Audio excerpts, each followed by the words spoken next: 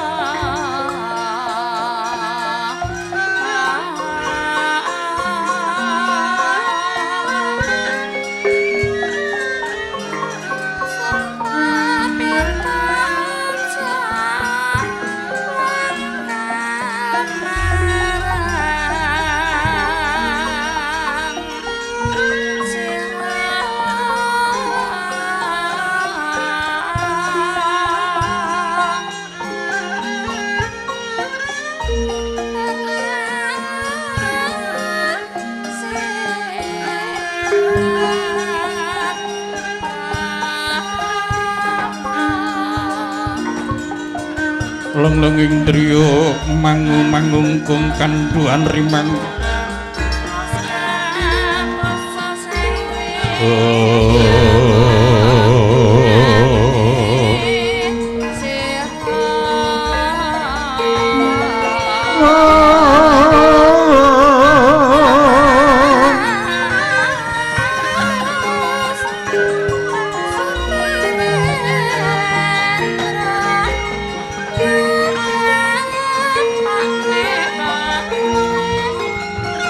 lelino kang tanpa kanin tulus mengku sang Hyang Utama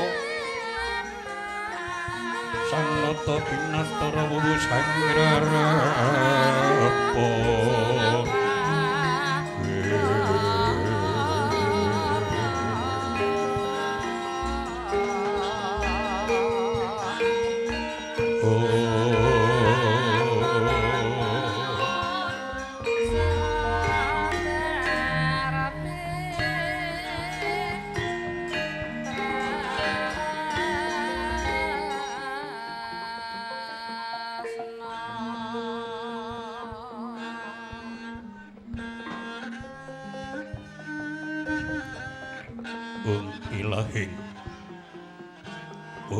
ilahing awik namastu namasidam mastu silah mringmang jagat karana siram tondo kawiceksaning bisana sono sinawung langen milapa estu masretan tulampeng Buddha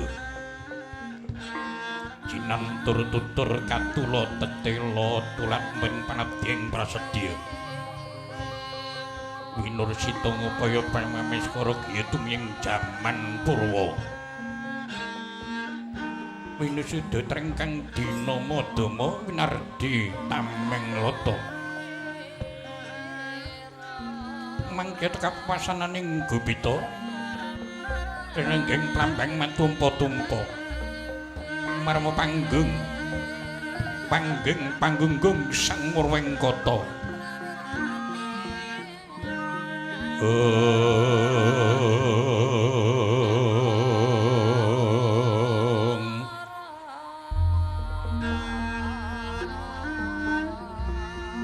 sirep data pitana nenggih kotapa ingkang kae kwadi dasa purwa ika wilangan sawiji hadi linuwih dasa 10 purwa tembung wiwitan nadyan ngupaya praja sewu tanantuk sadasa 100 datang langkep kalih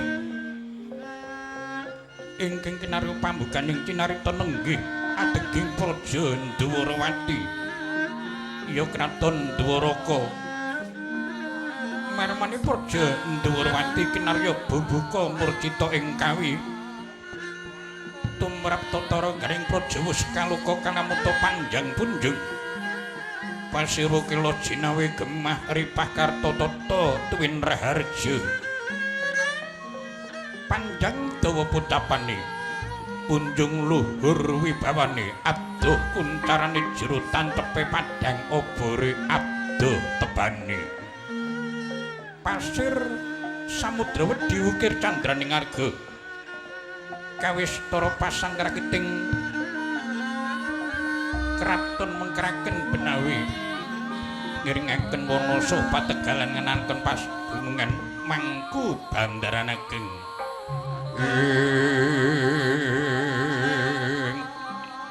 senadyan kathah titeng jawata ing kasungan akasa sinangga pratala kapidalane dikepadangan Sanghyang Surya pranyata kathah kang sami anggana raras nanging dataran kang sami marang rupakaning praja Dwarawati awit negari sampun kacarita ngajeng kawistara jinawi loh tulus kang sarati nandur dadi jinawi murah kang sarati numbas mapan siti ketumpangan warih apa kang den tantepaken tuwuh ijo royo-royo awit sangka kaprigelani para kawula kang wekel nggarap kisma dasar pundi para satru pangbating praja babagan tetanen Mila datan wekal kalamunta praja dhuwur ati murasandang klawan boga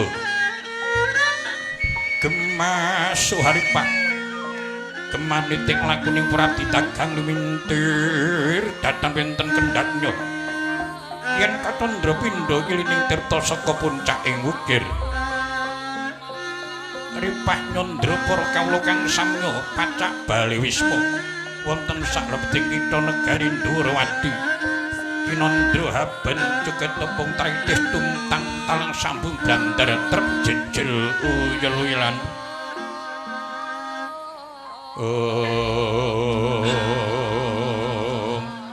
Karta mengko werdi ayem tentrem nikmat ngupangan suka liling legawan uting pranata kang sami ndake jiban suci terus ati manut waring agami tata racak sembeda kesenging kawula cukup ing boga wastra kamulyan kasarasan kabagyan caturwarga setya bekti mring pagring negara awit geblenging bawrasa Himbal wacana sabda tama kang wis linandhesan adat budaya sarta kapitayan linambaran buding luhur budaya misuwur warisaning para leluhur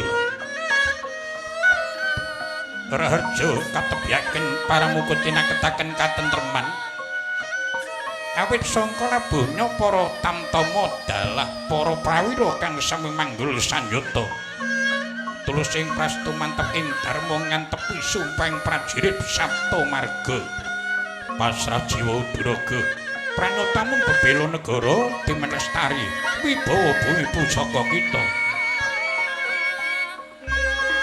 pranata datan mangken para kawula caket senadyan nalindra manca negari datan kenero ginebaking Pancakara pranata mung kayuyun marang pepuyaning kautaman awit praja Ndhurawati sumber kautaman pangleburan Kara Murka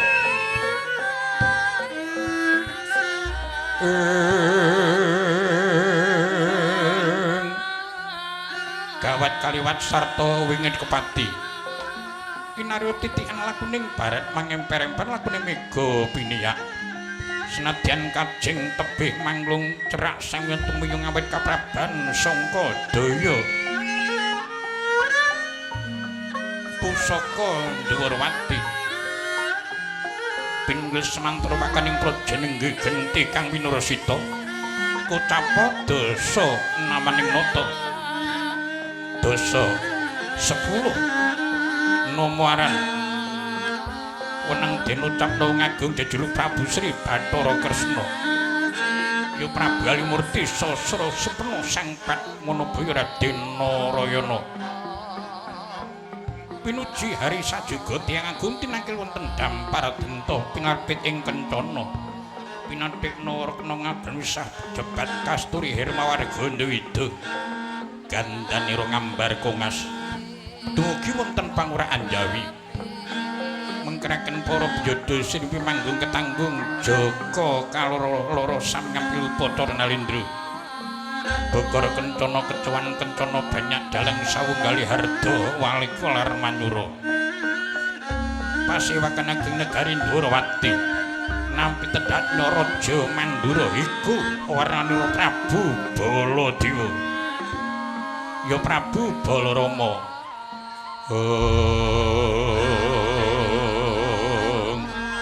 Resi Curiganata Begawan Waning Pinta ya Raden Kakrasana Bawanira ngagung Ndhurawati wis dangu datan pinangging Raka Mandura kawistara kapang raos sing tias Prabu Baladewa mengkeraken Satrunggar Baruji Raden Setyaki ya Bambang Bima Kunting Singa Mulang Jaya Tambak Yuda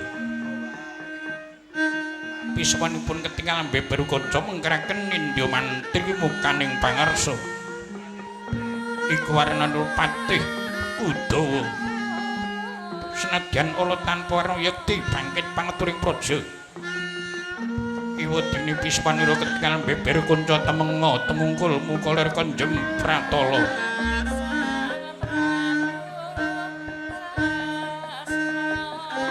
Rekina Patih Udawa mengkeraken sangganing satriya pangbating praja mantri Bupati Nayaka Demang Panewu Lurah Bekalopo Dinabdi Jajar Abdi Magangan Sumarambah Purwadya Bala Sinawang Sangka Mandrawa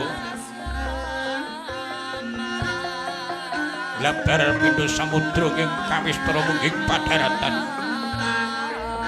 Iwas manten sirah datan wonten kang sami imbal wacana bebasan roning mandira datan ubah maruta datan mampak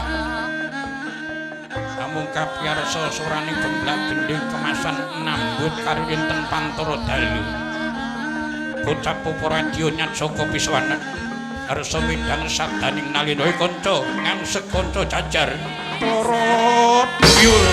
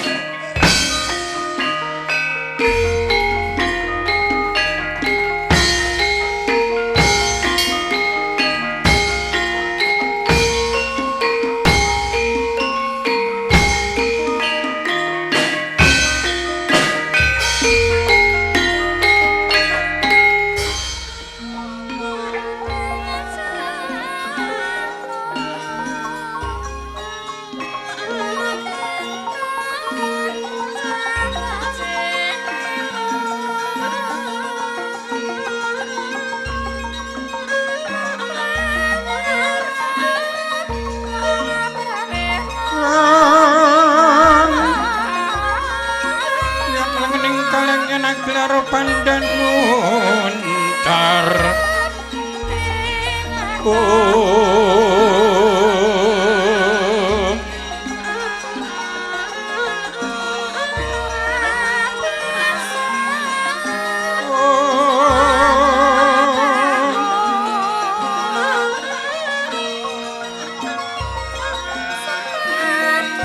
Tinon lurus sorote kekunang suruntan padang Kasolan pacari purnaming kegono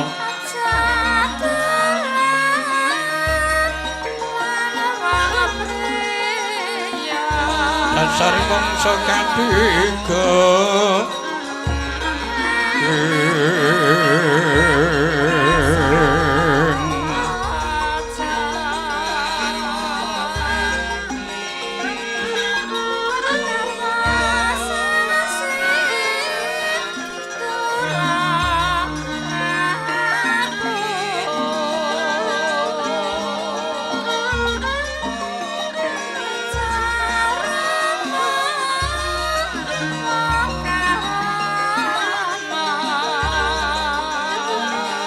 Rono kang ngawura kulawan riris Marpu jenggelinang Sraya berjangga muning mengrangin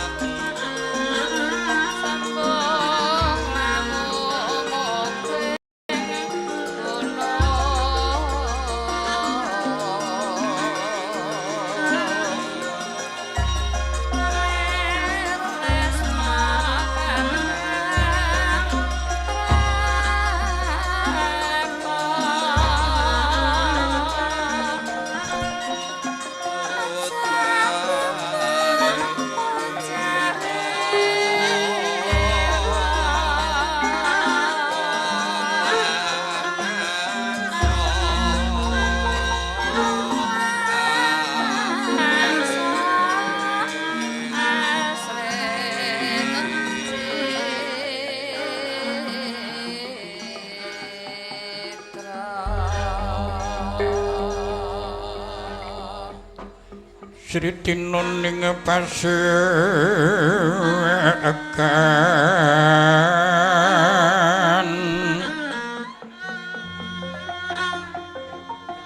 busana maneka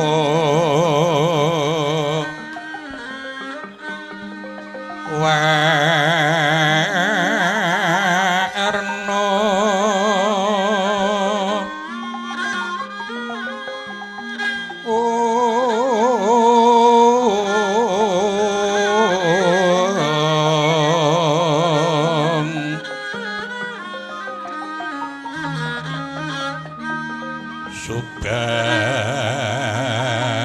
puspiting mudyana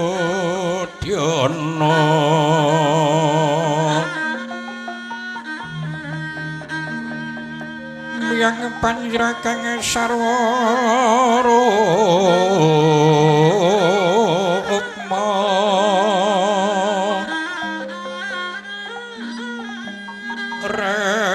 renggeng manik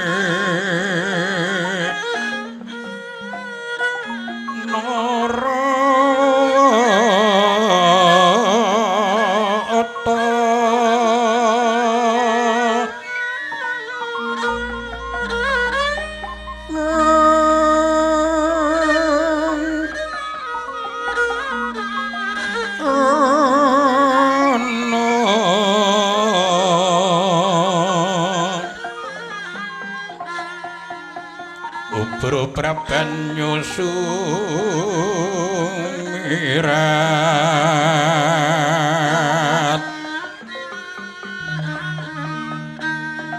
kenyaring tejo leliweran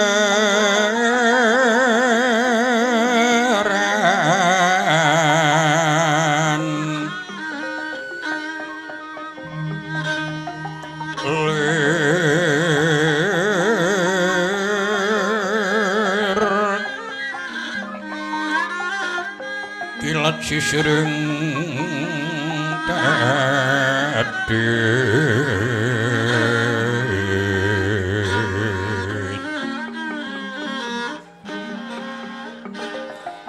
wimba kegondo ambre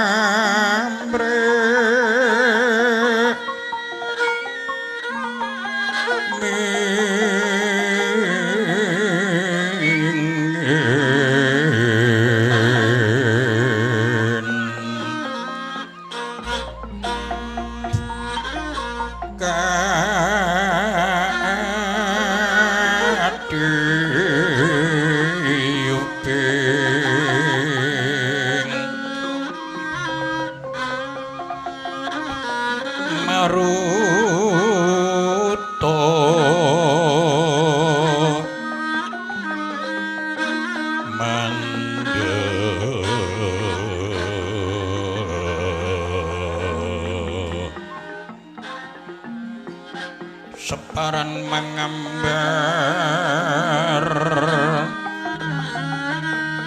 kongas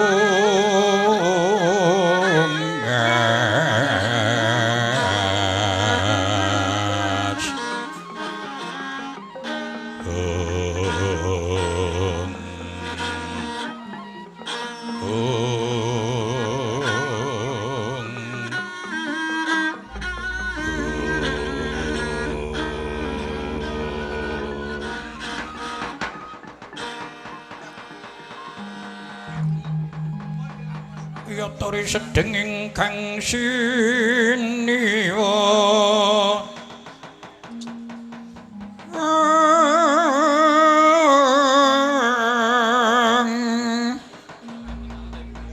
Moho Sri Bathara Kresna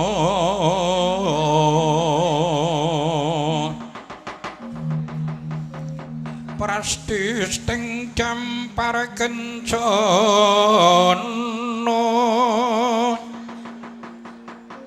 tinon nasir rengganing busana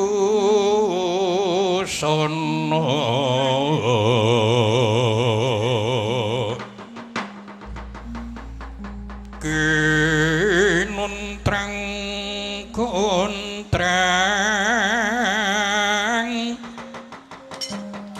Mas Retno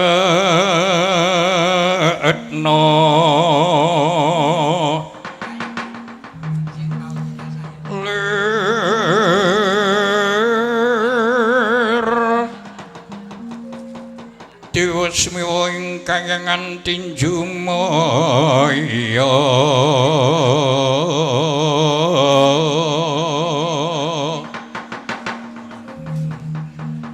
pepak nari ingkang mungging ngarsa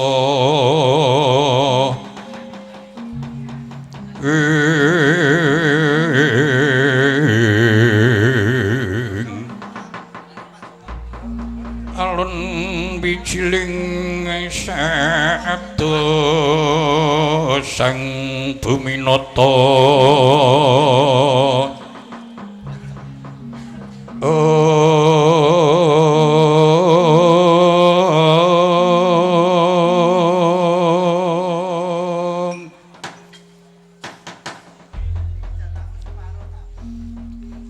Iwang sukma kang linuwih bawana langgeng sinunggi datanawrat mengkoto Kakang Patih Udawa sakwise sira ngadhep ana pisawanan jeneng para ingsun piji aja dadi renggeting panggalih Kakang Patih Udawa no dahat lo tampi dupi nampi sabdanipun diwaji rementah ngabdi kepatihan saderengipun nampi dawuh wonten Jawi gadhahi manah ingkang kumarasan kepareng klongi beratakan pindha nyendal kampuh saking sampiran bejat tenggang datan katalupen nanging dupi nampi sabdanipun diwaji hayem tata tentrem raos sing manah yayah siniram tirta aswindu kecawi saking menika diwaji abdi kepatihan ngaturaken suwem pangabekti kunjuk anda padha mawantu-wantu no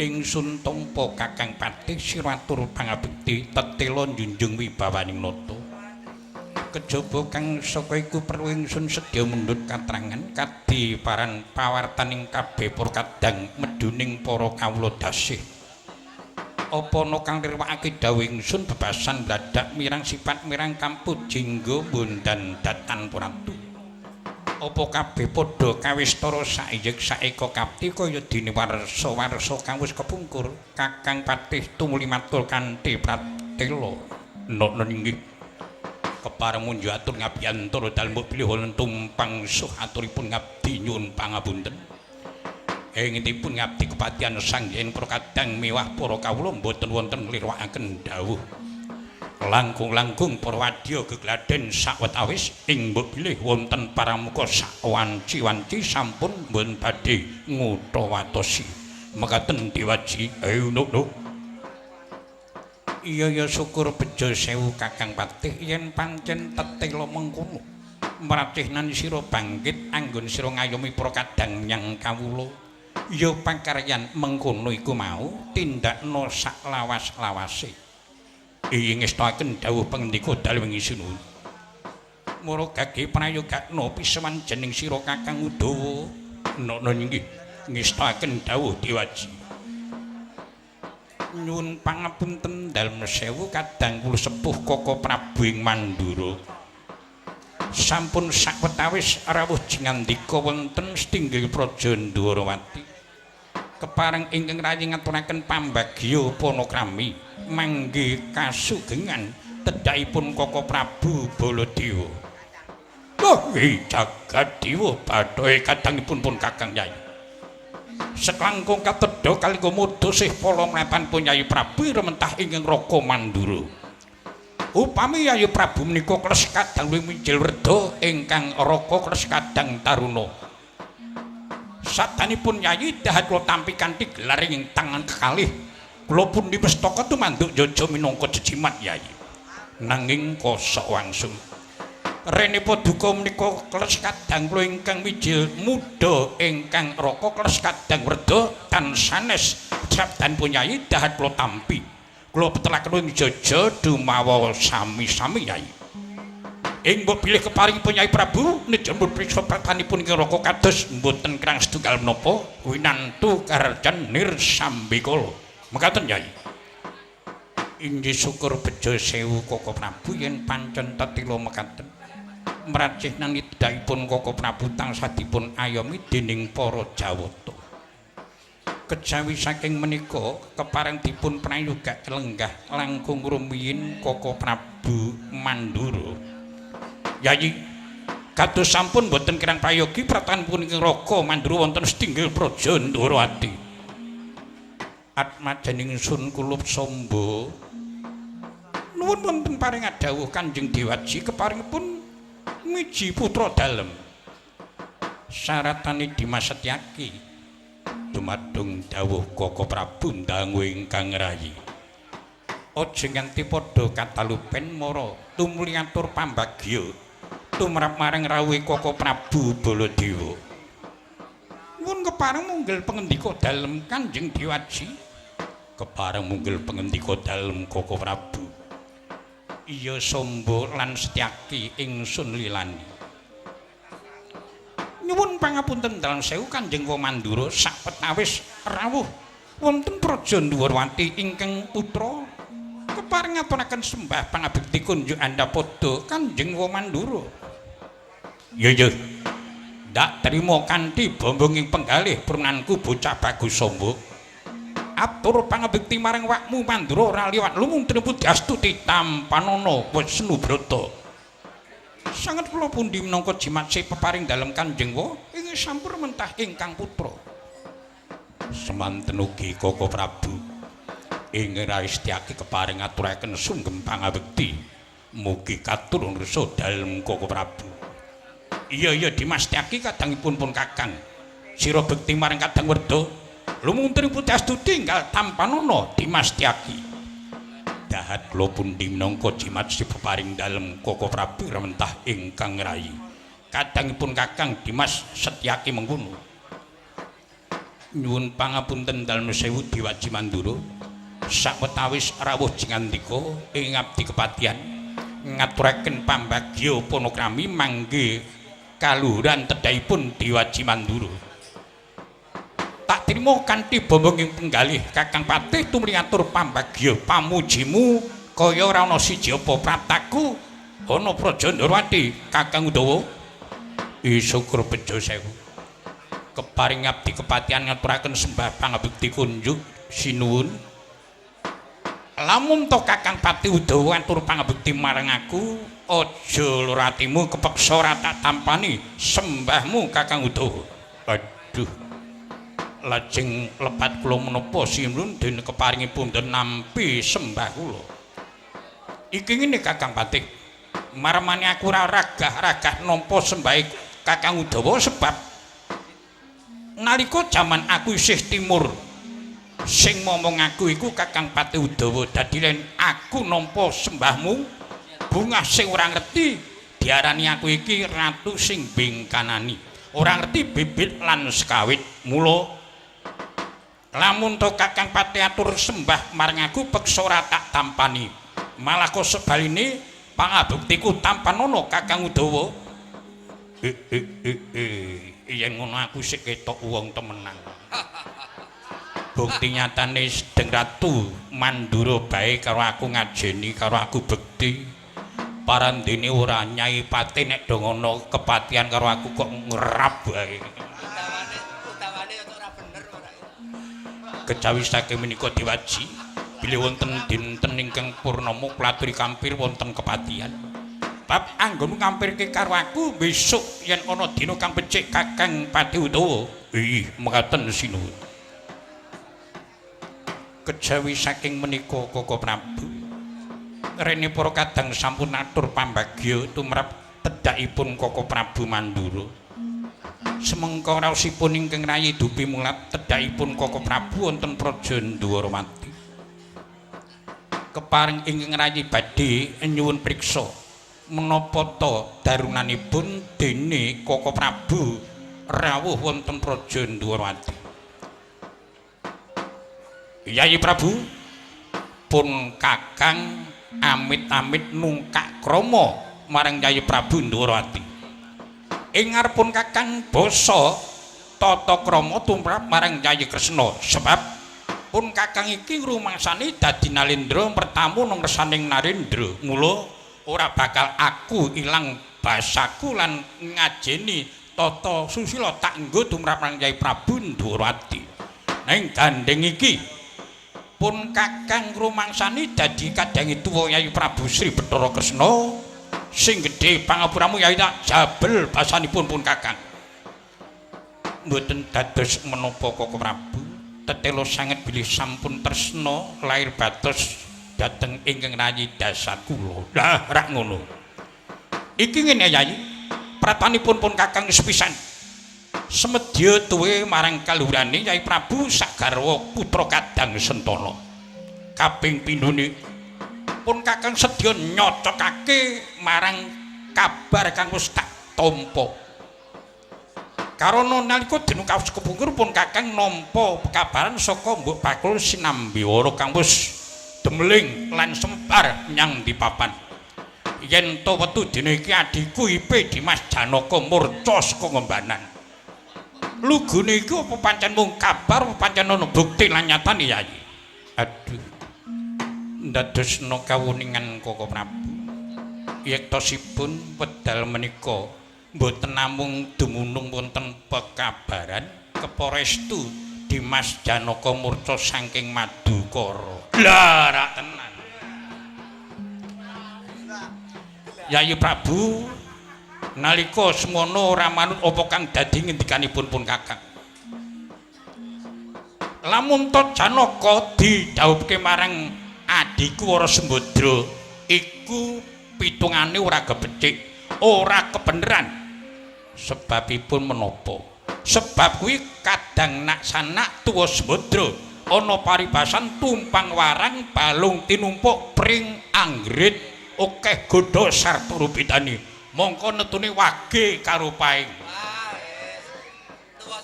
kiblate ngalor ngulon lah apa ora dadi sengsarane adiku Wara Sembadra mekaten Koko Prabu coba penggalian saben-saben Janaka murca Janaka lunga bali oleh gandengan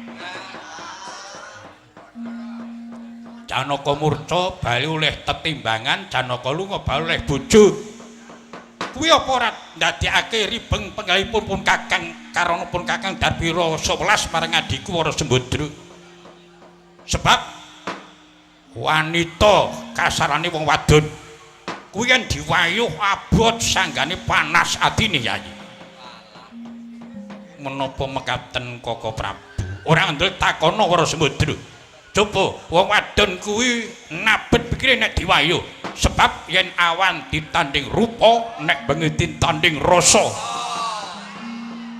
coba penggalian Yai nanging kok sabaline lamun Yai Prabu Kresna nalika semana manut marang pengendikanipun pun Kakang Sembadra marang adiku Ipe Bulis Rawa wa bocahe gagah bagus putra ratu sugih sisan blobo ora iman yen kelangan bae mergo pancen tresna marang para kawulane kaya adiku Bulis Rawa ora tau duwe kenakalan apa wae molimo disiriki tumrap adiku Bulis Rawa main ora tau senajan to minum ora gelem wong dheke ndela omah senadyan to dadi maling ora gelem nyatane wong anak ratu madon arang-arang dasare sirikan mekaten Kanjeng Koko Prabu iya Yai mula upamane biyen Yai iku banjur manut apa kang dadi jarwanipun pun Kakang wah Sembadra Mukti ewadene Yai Prabu ora manut apa kang dadi jarwanipun pun Kakang lah dadiane kaya ngene iki Sembadra mesti keloro-loro atine nanging dadosna kawuningan wedal menika saksamunipun Janaka murca diajeng Sembadra ugi murca saking Madukara mboten ngomongaken Sembadra senajan Wara Srikandi ugi murca saking Madukara tambuh-tambuh wonten pundi musnanipun Sembadra Srikandi Koko Prabu wah jagat Dewa Bathara lelakon apa iki iki tak jarwani Yai Mula pun Kakang kedarang-darang temukan kraton Ndarawati ujube bakal nyuwun priksa marang Yai Prabu Sri Bathara Kresna sebab garwa Ngastina garwane Yai Prabu Jaka Pitana yaiku Yai Ratu Dewi Banowati uga hilang tanpa karana Yai. Nah, ing kaya mengkono tak pasrahke marang Yai Prabu Sri Bathara Kresna mapan Yai Prabu Ndarawati ku kagungan pusaka kaca paesan enggal diditi menyang ndi murcane Janaka lan ilanging Banowati karo Ngastina. Inggih yen pancen tetulung mangkaten sampun ical sedaya para garwa-garwa Madukara amargi murcanipun Arjuna. Sinareng kula titi wonten pusaka kaca paesan namung wontenipun bebasan kalingan ron selembar mboten saged mratelaken. Kaca paesan ora bisa nuduhke murcane Janaka lan garwa-garwa apa meneh Banowati. Mekaten. Bebasan karingan ron sak lembar. Kira-kira godhong apa sing mepeti kuwi?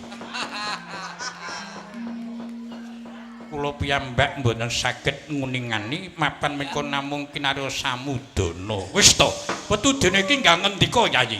Enggal ngendika kanthi walaka nyang ndi murcane Janaka lan garwa-garwane. Ora sah datang nganggo tedeng aleng-aleng kira-kira nganggo ragate pira taragati. Aduh, nyuwun pangapunten Koko Prabu. Saklami ingkang rayi Matiknata dereng nate nari iragat sinten kemawon. Namung badhe suka tetulung namung emanipun wedal nika pusaka kaca paesan dereng saged mratelaken. Dimas Tyaki wonten paring dawuh Koko Prabu. Mengkono kang dadi pengendikane Koko Prabu Mandura sedya nyara widhakake marang murcane Yayi Banowati karo Ngastina.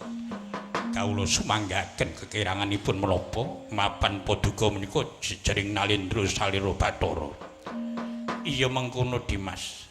Koko Prabu yen ngaten monggo sesarengan manekung jawateng akarya loka muhung jawata suka pepadang pepetenging praja ing Ndarawati. Oh, yen pancen tetela mengkono pun Kakang mung mujurung apa kang dadi ngendikane Yayi Prabu Bathara Kresna. Sidhen jroning pasewakan nyototan ana kang sami nyaba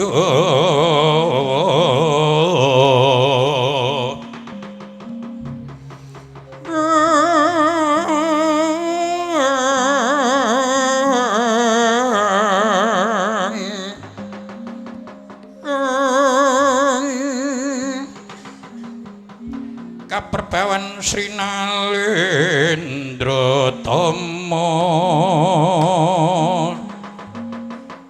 mengu-mengun kaunengan liru sing duka cipta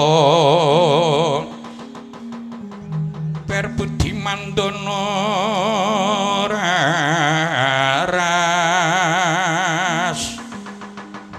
raras urma seping driya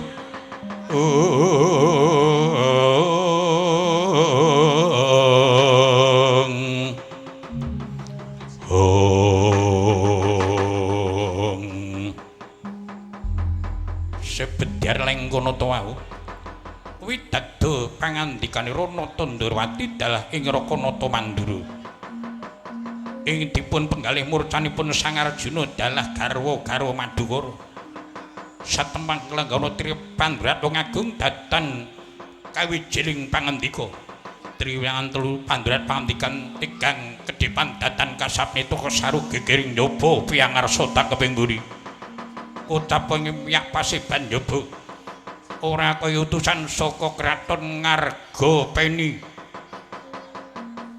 utusanipun Prabu Sumbaga ing kautus Nalendra gagah bideksa repepeh-repepeh Yayasata manggi krama pasibanira.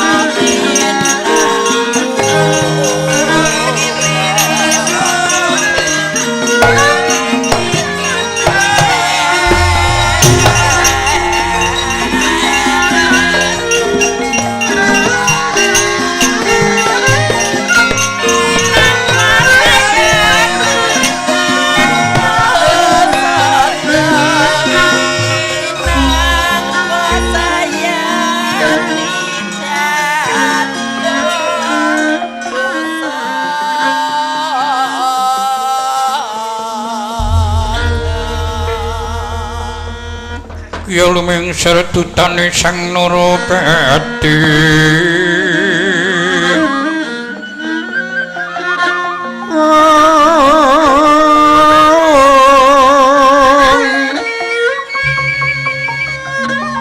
katekaping para wanda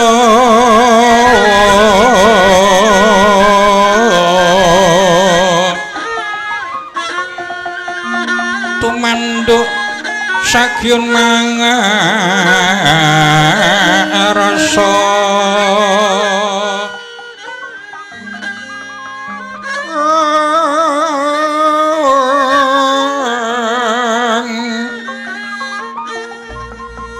tanono kuciwa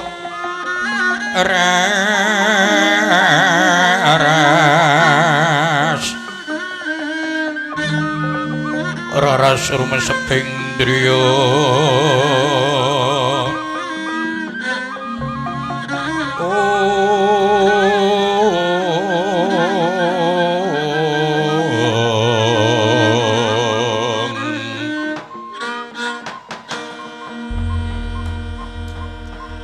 Atmajaning sun kuluk Samba wonten paring dawuh diwaji keparingipun napa miji putra dalem parang Garuda sumurupa durung nganti paripurna anggoning sun imbal wacana tumrap marang awakmu Mandura ndak sadakake kaya ana caraka munggah tinggil Praja Ndarawati yen mekaten sampun ngantos kedangon Rama lajeng monggo klaturi ndangu Piswanipun Narendra nembe ngadhep Ngabiyantara.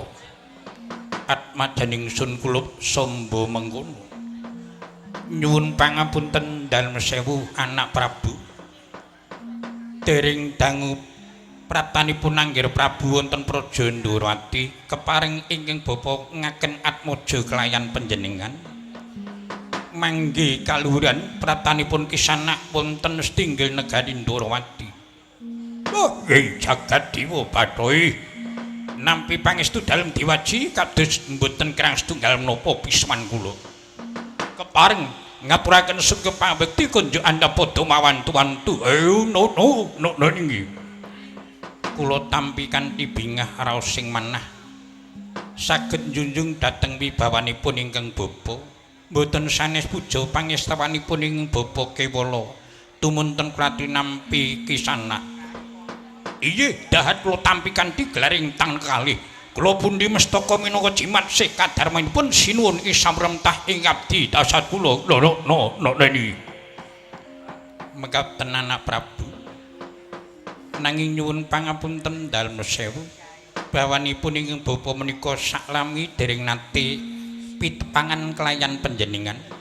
Paduka menika nalindra saking pundi dalah sinten jejulukipun anak Prabu. Wah, layak jingandika dereng priksa kelayan kula karo nanggen kula ngadhep Sakvindah menika.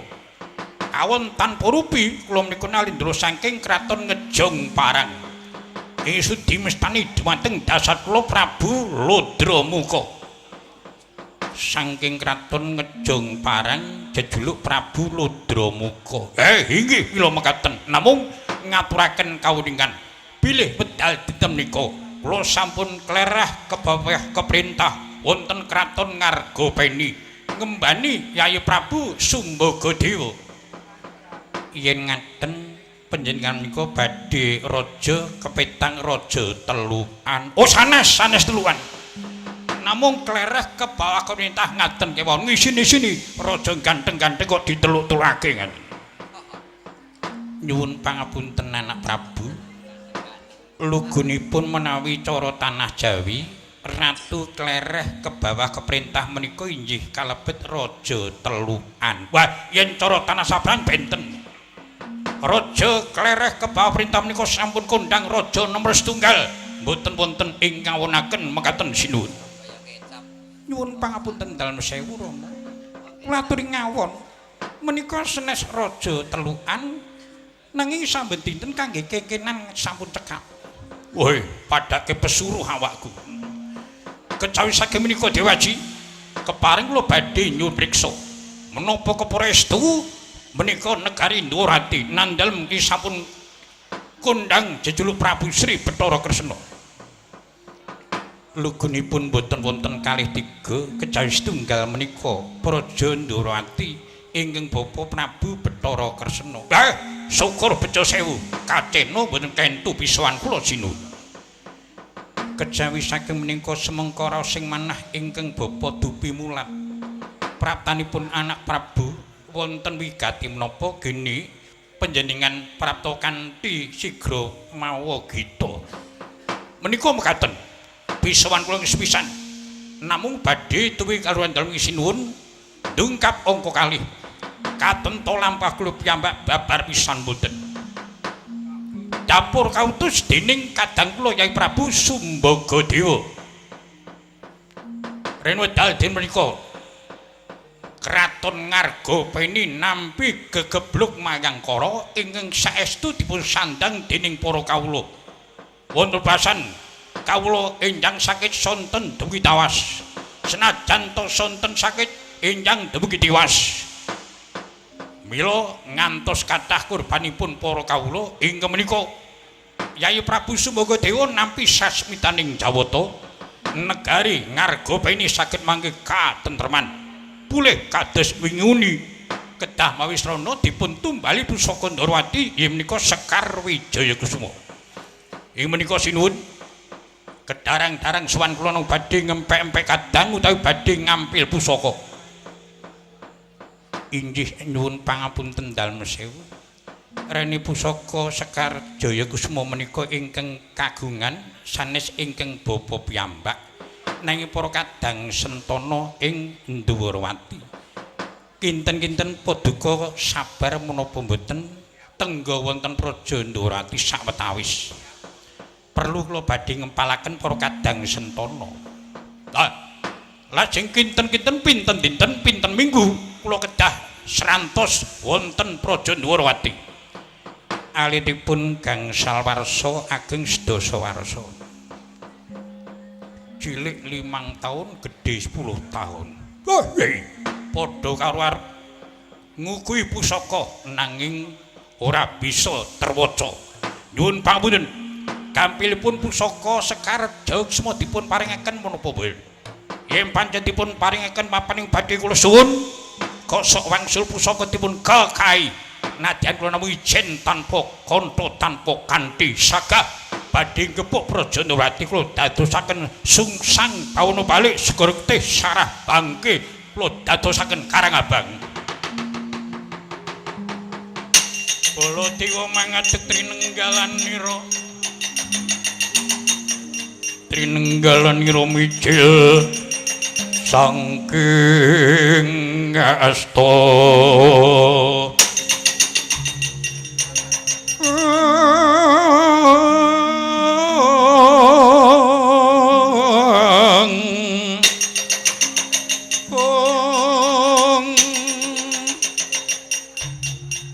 Mangelingono risang kangsa dewa gumulung mangamu punggung grempek bala tigang ewu gumregut maguding ana mulata marang pamuring pusaka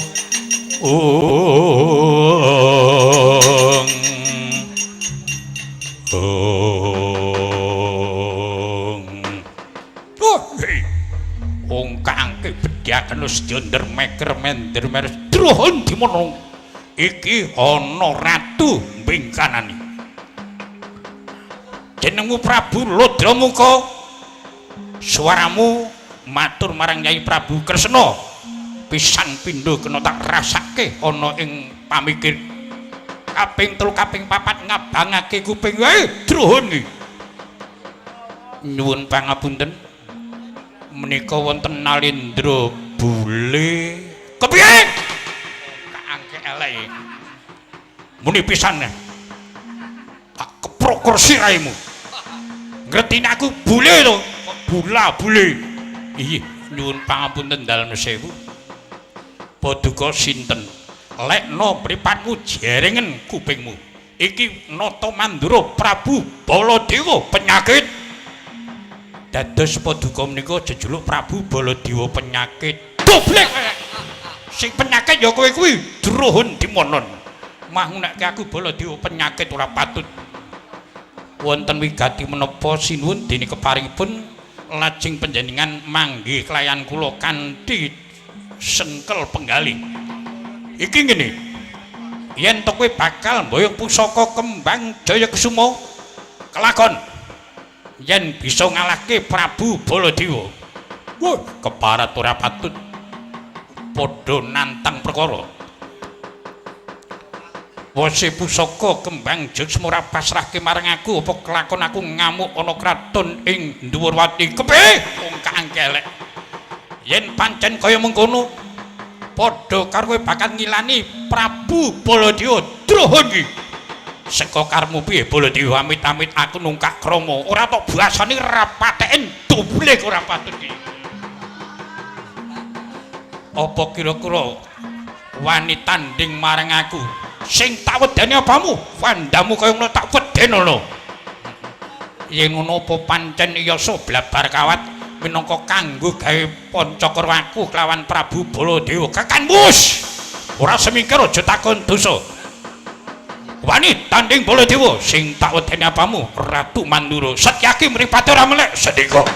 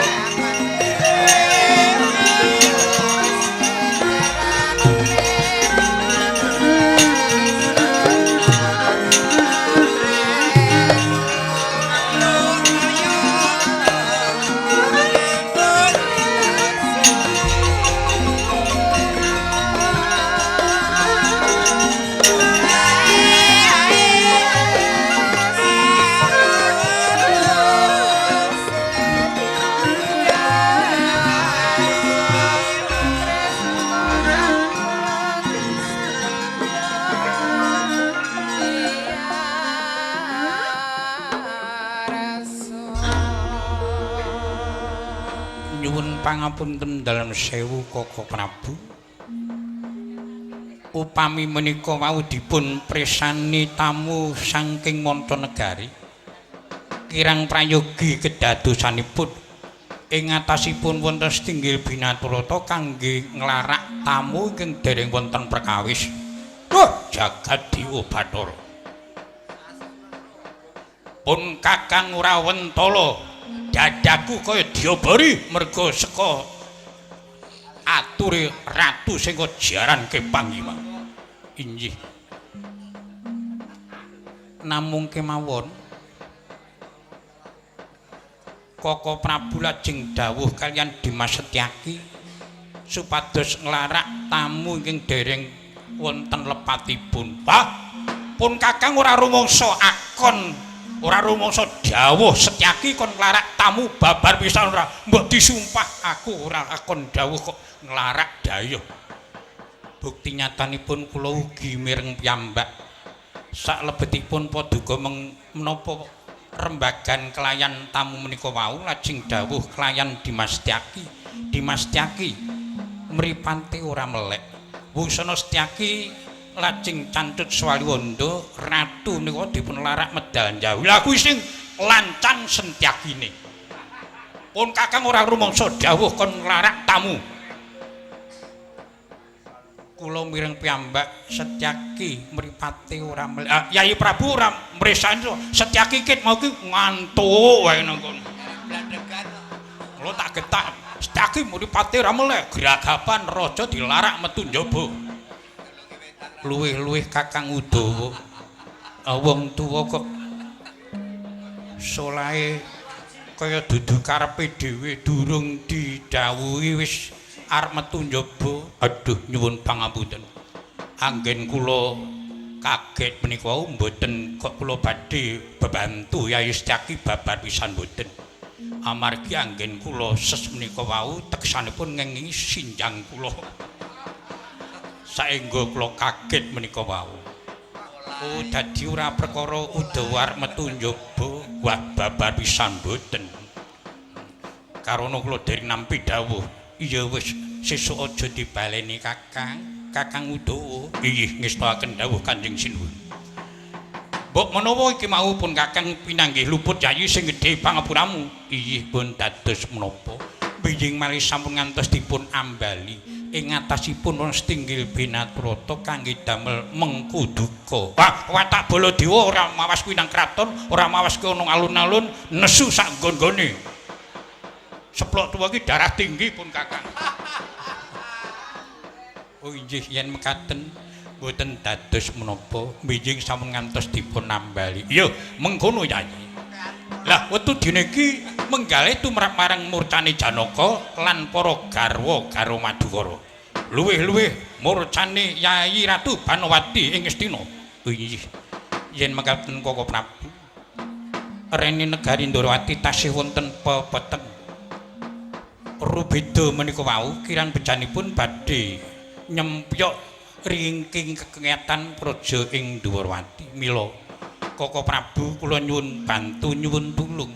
Kula aturi ngayomi para kadang Ndrawati supados menika wau Nalendra mundur karana aris. Yo, yen pancen wis dipasrahke marang pun Kakang Yayi, kalilana pun Kakang minta pamit metu njaba perdandanan. Perkara Setyaki mengko karepe tak bantune. Inggih mboten langkung ndherekaken sugeng tindak ngatos-atos Koko Prabu. Sombo cumadung dawuh Dewaji metu njaba perdandanan aja pisah lawan awakmu Mandura. Nun inggih ngestakaken dawuh. Terwaca pendikan putra Danyun tamping pangestu medal njawi sing ati-ati kula Wisnubrata. Kakang Udawa cumadung pangandika Kanjeng Sinuwun.